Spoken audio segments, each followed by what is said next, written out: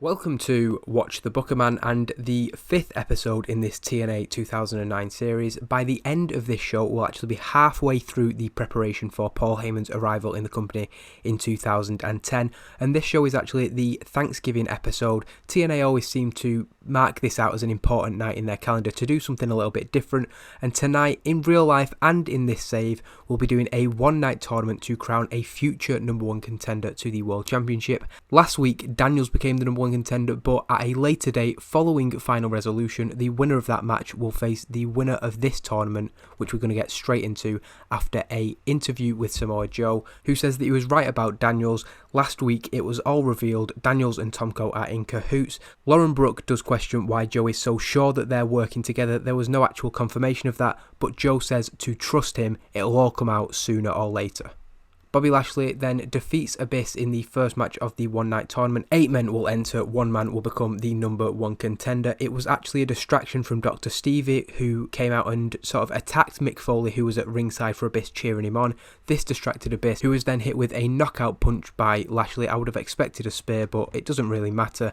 After the match, as Dr. Stevie continues to lay into Mick Foley, Lashley leaves the ring and takes Dr. Stevie down with a spear on the ramp. He stands tall, he has advanced to the next round of the tournament, and it wasn't really the best, most decisive way for him to win that first round match, so I thought just to put back over that he is still a face, he takes down the heel and stands tall as we go into a video package which looks back at the hooded man's actions. He targeted strictly AJ Styles until last week when, during a match between Daniels and Samoa Joe, the hooded man went after Samoa Joe.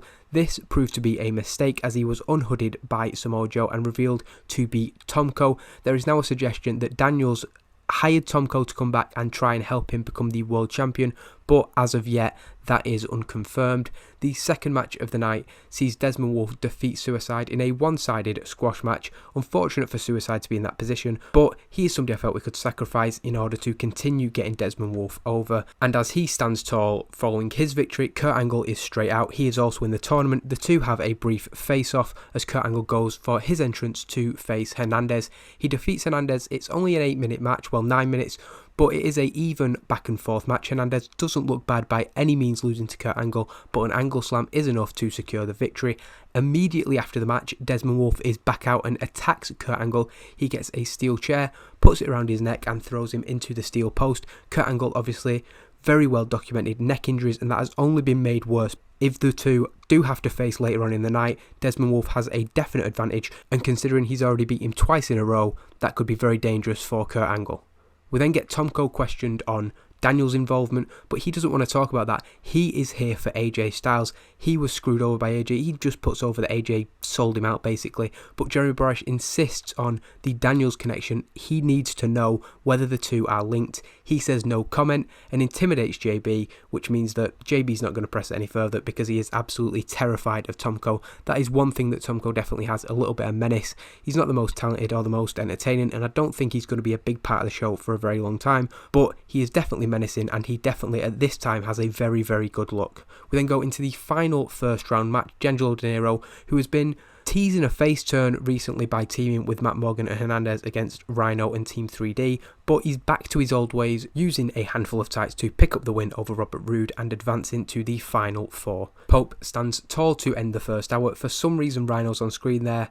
Maybe he comes and stares him down. That wasn't supposed to happen. It was supposed to have all the other people in the rivalry off screen, but Rhino's there, so maybe he does make an appearance, maybe he doesn't really matter. As we go into the second hour of the show with Jeremy Borash in the back, he has a bag with 4 balls in it, and he is going to do the random draw for the final 4 of the World Championship number 1 contender tournament.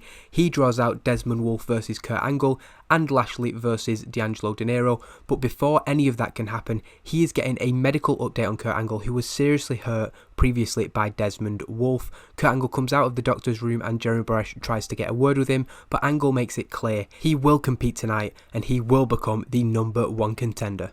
Before then, we get a number 1 contenders women's battle royal. 10 of the knockouts involved, and Tara wins it pretty quickly. She dominates the field and she will face ODB at final resolution. After the match, ODB, who was at ringside, joins Tara in the ring and the two go nose to nose. ODB will have Tara on her show next week and they will obviously discuss that upcoming title match.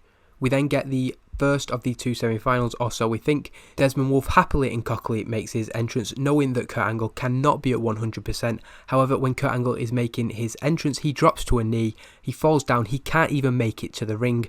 Medical professionals come down, and it is declared after a short period of deliberation that Kurt Angle will not be cleared to compete in the rest of the tournament. As a result, Desmond Wolfe gets a bye to the final of this tournament. It's not another victory over Kurt Angle, but it will certainly feel like it for Desmond Wolfe. He has once again stopped Kurt Angle in his tracks. It's almost getting ridiculous how one-sided this storyline has been, but Kurt Angle will get his chance to shine in the future, and this isn't, like I've said before, a burial of him by any means. Kurt Angle is a huge part of my plans going forward.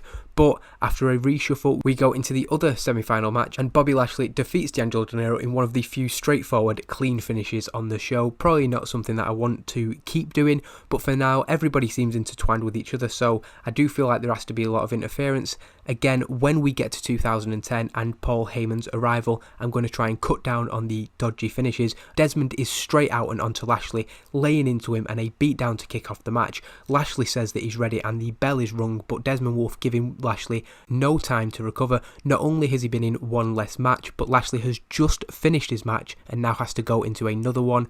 But Bobby Lashley wins the tournament, handing Desmond Wolfe his first defeat in the company. There's a reason for this, however, that when there is a referee bump during the match, Kurt Angle, despite being seriously hurt and bandaged up, comes out and lays Desmond Wolfe out with a Olympic slam. Wolfe eventually staggers back to his feet and straight into a spear from Bobby Lashley, not a choke slam that it says there. Bobby Lashley has so many finishes in this mod, but Lashley picks up the 1-2-3 and he will face either AJ Styles or Daniels at a future event, depending on the winner at Final Resolution. Kurt Angle is clearly still hurt and feeling the effects of what happened to him earlier with Desmond Wolfe, but looks fairly happy to have got some revenge on Wolfe by costing him the tournament that he seemed a shoo-in to win. Lashley stands tall to end the show, and he is the next number one contender after Daniels.